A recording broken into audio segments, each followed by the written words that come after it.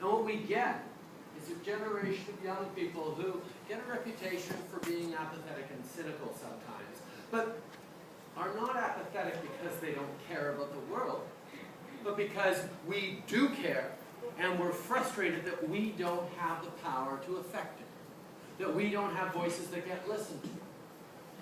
But nobody's paying attention to us saying, you know, you tell us we're going to be leaders of tomorrow, you tell us this world is ours to inherit, but look at what you're doing in the meanwhile to the planet we have. So young people get cynical.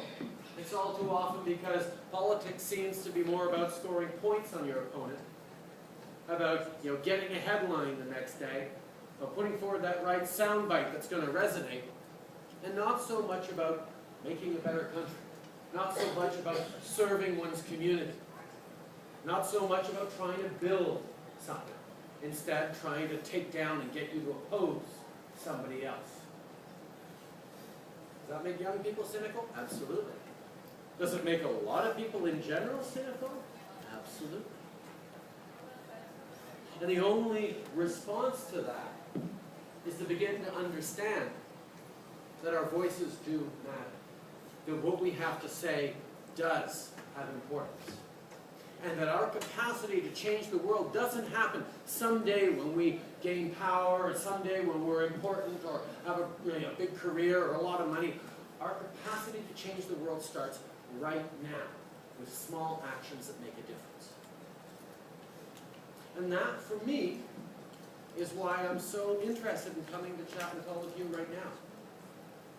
To demonstrate, first of all, that of all the different questions you may have about where our world is going, where our lives are headed, where our country's headed, these are questions that we as politicians struggle with as well.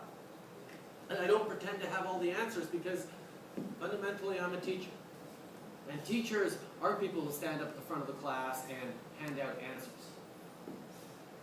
A teacher, a good teacher, is someone who understands the needs of their students and gives them the tools to discover the answers, to develop their own strength, their own confidence, their own capacity. A good politician is not about, telling people where we're going to go or telling people what's going to happen.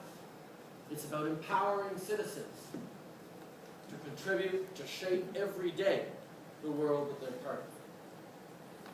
It wasn't automatic for me that I'd end up in politics either, right? Like many people have moments of tremendous cynicism around politics. But one of the realities is, as John mentioned, I grew up in a situation that was slightly different from many of my peers.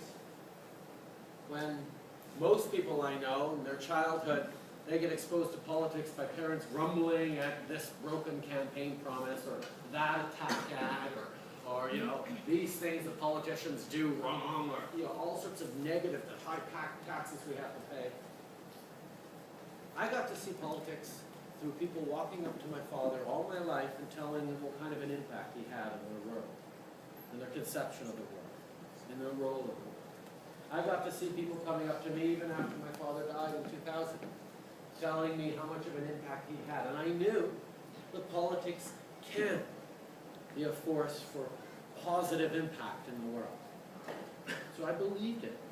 Wasn't really sure it was going to be for me though. In CEGA, I was one of those kids who was headed, in my mind, I'm going straight into McGill Law because it was pretty much the hardest thing to do. And this is the track I was on. And then I sort of took a deep breath and realized, no, that's not what I want to do.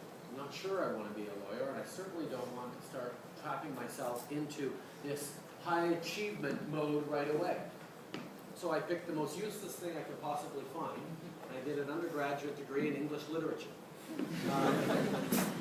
I say useless, of course, tongue-in-cheek, because my studies in literature taught me the respect for language, for words, and for the perspectives of brilliant people on history, on society, on justice, on all sorts of different things, either the power of poetry or the strength of a lengthy discourse in prose. I understood. But it was obvious that you go through university, you come out with a degree in English literature, you're not going to turn around and find a job the very next day. Nor did I want to. I knew there was an awful lot I had to learn and grow and figure out. So after graduating in literature, I did a degree in education. Became a high school teacher. I taught for 5 years, mostly French and math, and mostly in British Columbia and Vancouver, and I loved it. And it gave me a way of interacting with the world and demonstrated to me that my capacity to have an impact on the 100 or so kids that I taught in 3 or 4 classes throughout a year was significant. And I realized that what would matter most to me was to figure out how every single day I could have a small but significant impact on the world for the better. Because ultimately, human beings are a social animal. We're defined by the social groups we live in. And human beings share one common need. Once you get past the need for food, shelter, lodging, as a social animal, we need to feel like we matter to our tribe. And that means being able to have an impact on the world around us. That means having value to the people around us. And it doesn't come from what we accumulate. Money, material goods, fame, authority. Although those can be indicators of the kind of impact you're able to have on the world, ultimately we are defined not by what we receive in the world, but by what we have to offer, how we shape the world around us. And that's one of the big lessons that I think is going to be at the center of the 21st century. As people realize the world is filled with people who have lots of money and lots of fame, but are absolutely miserable. You have to look at the covers of the magazines at the supermarket checkout stands, and you'll see. So what we begin to have is an idea of community, an idea of our impact on that community. So after I stopped teaching, I got involved with Katimavik, Canada's National Youth Service Program, and encouraged young people and helped build a program where young people were getting out across the country to serve in communities, to learn about themselves, to learn about the country, to learn about the kinds of things that they like to do, learn a few things that they didn't like to do too, and basically develop a level of empowerment. Then, through my involvement with Katimavik, I got into more and more public speaking on issues of youth, of education, of environment, of active, engaged citizenship.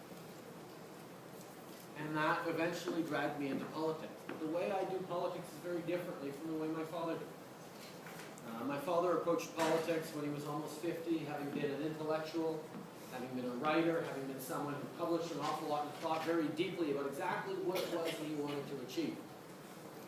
I'm a teacher. I got into politics in my mid-30s, and I'm much more about sharing process, about understanding my core values and what is right and what is wrong, but being open to discussions about what the best possible way to organize ourselves into society is going to be.